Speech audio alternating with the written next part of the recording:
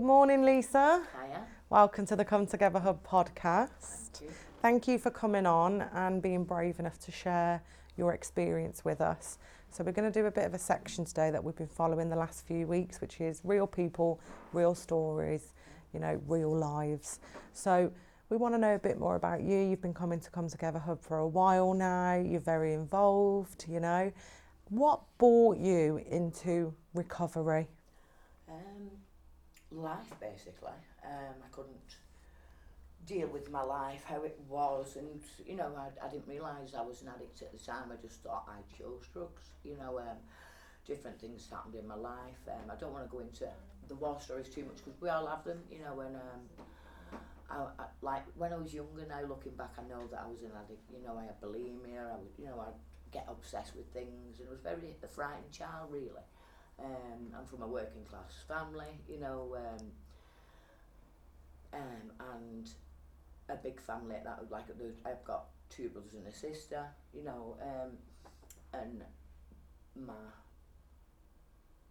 sorry, I've lost track of my thoughts. It's okay. So when I was growing up, I had like a normal family life. I left school with 4 qualifications, attended a nursery nursing course, and everything was looking good, really. I'd always worked from a young age, though, from like 15 years of age. I'd worked in pubs, things like that. So I think that's where my first experience with drugs took place. I was working long shifts in the pub and taking amphetamines and different things to help me get through those shifts.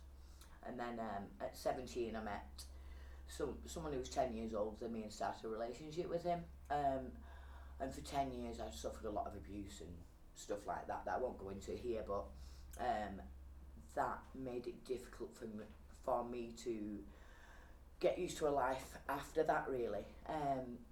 I was with him for 10 years, Andy, to calm myself, confidence, and everything, really. So I was struggling after that to get myself back on track, to get my mental health back on track, and I used drugs in that process.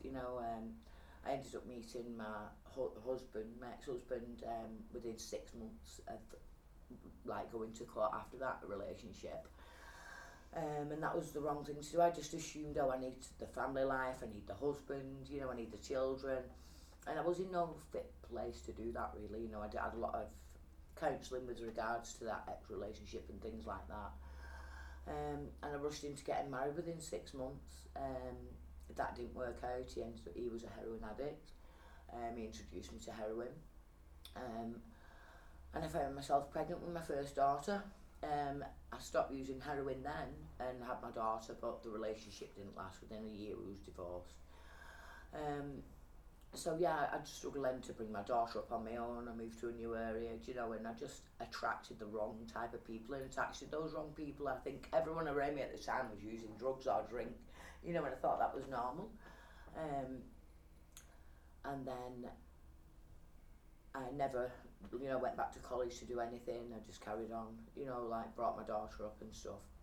And then in 2012, my daughter was born in November. And then on the 1st of January 2013, I found her dead in a Moses basket.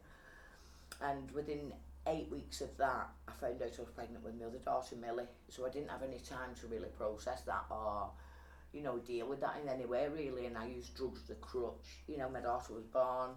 I used to take amphetamines to watch her sleep, and I was so nervous of something happening to her that I didn't realise, what I was doing to myself in the process. I didn't process anything. I didn't grieve for her, really. And then in 2021, my dad passed away.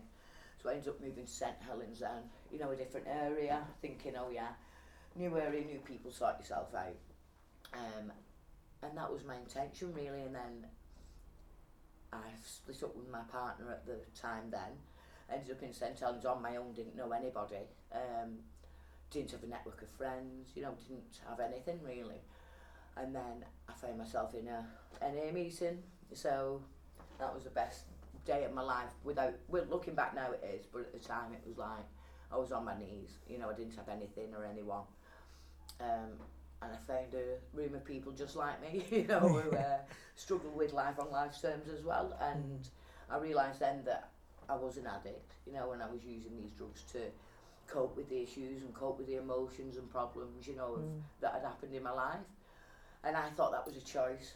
Originally, I did think that was a choice, and everyone else told me it was a choice. You know, you chose drugs over your children, you chose drugs over your family, you chose drugs over everything, but I didn't. I just didn't know how to live without them. Yeah. And then I came into NA and I found a programme where I could live my life, you know, on life's terms. You know, if I just followed this programme and found a higher power within, you know, my life to guide me with that. So how important has, you know, you spoke about going somewhere and finding people who are just like you. How important has that been in your recovery to have Massive. People who understand, so what we call the lived experience, you know? It's massive. You saw people who had like 20 years clean, 10 years clean, 5 months clean, or just a day, you know, and I'm like, they've all got the same thought process as me. They all struggle to, you know, deal with life on life's terms, you know, for whatever reason that may be. And it's not a choice.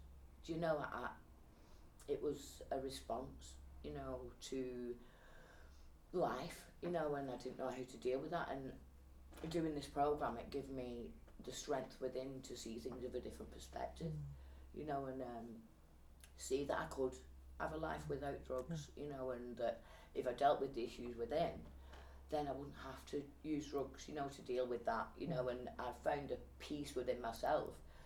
My brain stopped being as mad, you know, and, you know, like intrusive thoughts and things like that. I didn't know that was normal. I thought, maybe, am I losing the plot? Am I, do you know, making a conscious choice to use drugs to destroy my life? And it wasn't the case. I just didn't know any other way.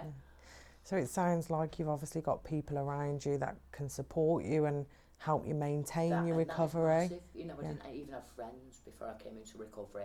You know, I had acquaintances, but they was all into drugs or drink as well, you know, and my mum used to even say to me, why do you not just drink, it's legal, you know, and it was like, have you seen me after a drink, you know, no, I'd be locked up or anything, you know, something would have happened, because I suffer with PTSD due to what's happened with me in my past, and when I drink, it just brings it all to the surface, and I'd wake up in a cell or something, you know, I'd wake up causing destruction in my life.